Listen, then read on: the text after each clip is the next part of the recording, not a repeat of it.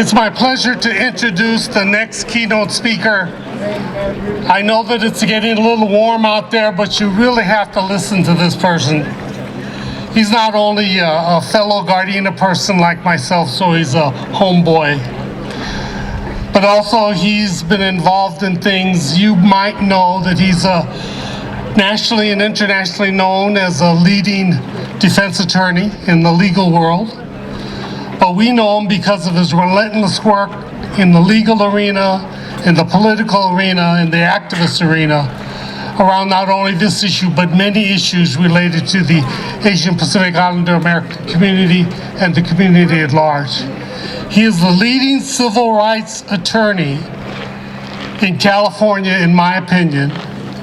And when we get a chance, and I know there's some discussion about whether Korematsu versus the United States is overturned, if we ever go before the Supreme Court, representing the community for civil rights, Japanese Americans, and all of you here, is going to be Attorney Dale Minami.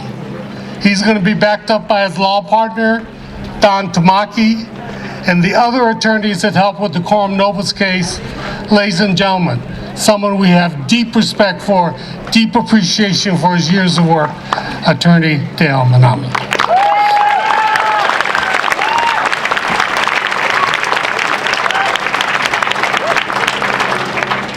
Good introduction. This is an amazing day. I'm so thrilled to be here. And you look around and see this wonderful environment and all the people here supporting the 50th commemoration of the Manzanar pilgrimage. And yet it belies the tragedy, the justice travesty that occurred, and the difficult conditions Japanese Americans lived with. I want to thank the Forest Service and the Manzanar Committee for inviting me. It's really an opportunity, a special opportunity to come back here to Manzanar. I grew up in Gardena, like Warren said, and every summer we'd go trout fishing. We'd go up 395 from Lone Pine up to Bishop, fish, and we'd pass by Manzanar all the time, but we never knew what it was. We even didn't know what it represented. And it wasn't until Warren and Victor found this place and were able to start the whole pilgrimage that we understand the true significance of this remarkable place. Because Manzanar has a lot of meaning for us. It's not just a reminder of the past or a lesson for the future. It's an inspiration to us, and it leaves us with a legacy. There is no more timely journey than to come here at this place at this time when our country is under attack, as all the other speakers have talked about. And as we remember Manzanar, I'd also this song has been going through my head, good friends we have, good friends we've lost along the way. In this great future, you can't forget your past. It's from Bob Marley, and I just want to recognize some of those we've lost. Sue Embry, and one of my friends, Aiko Yoshinaga Herzig, and many others. I consider Manzanar as one of the bookends of Japanese American history. It represents the incarceration of 120,000 Americans of Japanese ancestry, 2/3 of whom were American citizens. The young, the old, the infirm, the disabled.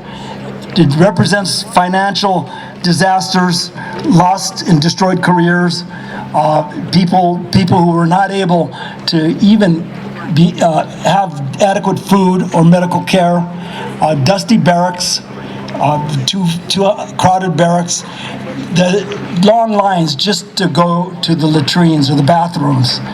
And perhaps the greatest danger or damage to Japanese Americans was the loss of dignity, the loss of hope, the abject humiliation because of the injustice of these incarceration. And you can remember being branded as spies, as saboteurs, as traitors to a country that you loved. And our crime, racial ancestry, justification was military necessity, or you call it national security. Manzanar reminds us that those justifications were absolute lies. And when we filed our petitions to overturn the convictions of Fred Korematsu, Gordon Hirabayashi, and Min Yasui in 1983 with evidence that was discovered, official documents that contradicted exactly what the government was claiming, that Japanese Americans were disloyal, that they were a danger, that they were committing acts of espionage, and the real reason for the incarceration was we simply didn't have time to separate the loyal from the disloyal. The documents discovered proved that those were intentional falsehoods. Intentional falsehoods, as the government's own attorneys said. Unfortunately, all that evidence was suppressed, it was altered, it was hidden from the Supreme Court. So the Supreme Court in 1943 and 44 upheld the incarceration, program, and we were left with one of the greatest civil disasters in American history. Manzanar and redress also represent the other bookend of history, and that is the inspired journey Japanese Americans took to gain political redemption, to gain psychological redemption for the terrible injustices they suffered and endured. Redress was an inspired journey to reclaim our political birthright. And just a side note, as I thought about Manzanar and what it represents, and the finding of Manzanar in 1965, it occurred to me that this was the genesis of what Warren and Victor and Sue Embry and others have done to activate Japanese Americans. It was before redress, before Days of Remembrances, it was before Farewell to Manzanar.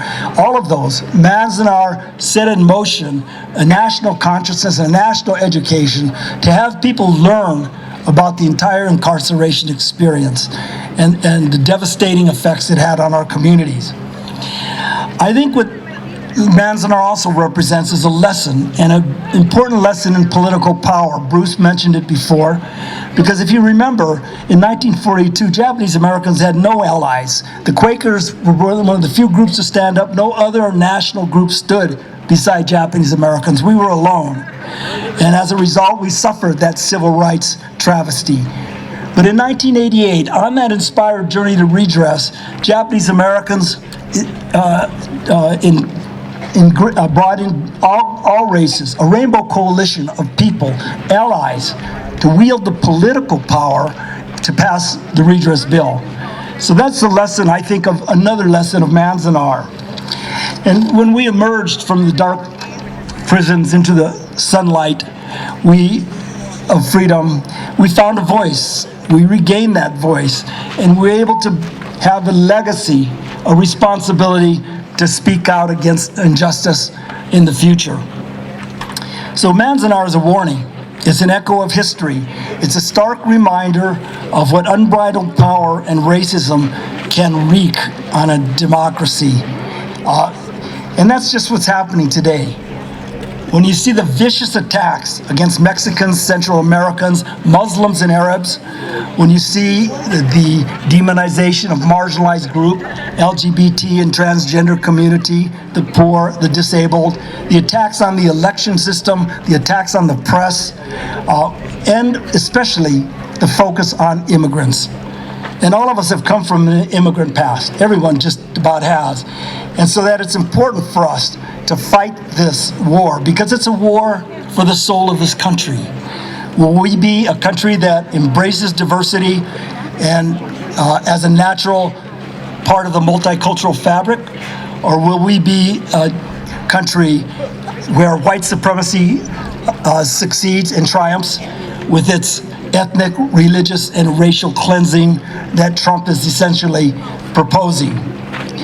So it's up to us to stand up for those principles. And the lesson of Manzanar is one of those lessons. You know, I talk about history a lot, and history is important to me because it's important to remember not just what happened, but to act upon it.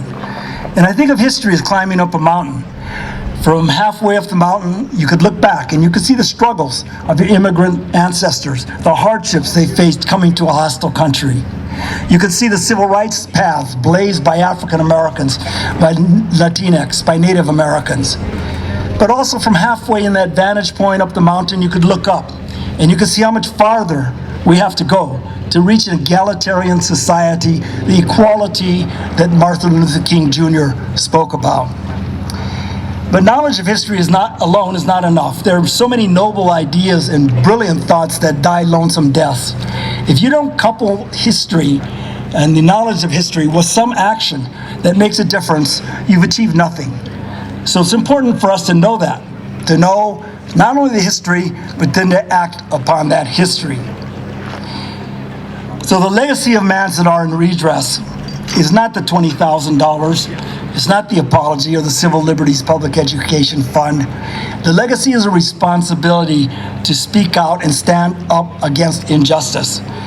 We know that justice is not self-executing. We know that civil rights are not a gift, they are a challenge.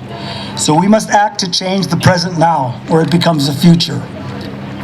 And I know many of us are discouraged. I get really down sometime in these days, but I don't think we could ever give up, because we have to remember the legacy of the Nisei veterans, of the Korematsu Hirobayashi Yasui, of the Heart Mountain resistors. They never gave up. They were imprisoned or fighting on different battlefields to preserve this country at a time when their ebbs and their fortunes were at their lowest. So we can never give up. And if you find a meaning in Manzanar, as we can see it, you could feel it, you could hear that meaning. And to me, it's simple. It's just this. It's never again, never again, never again. Thank you.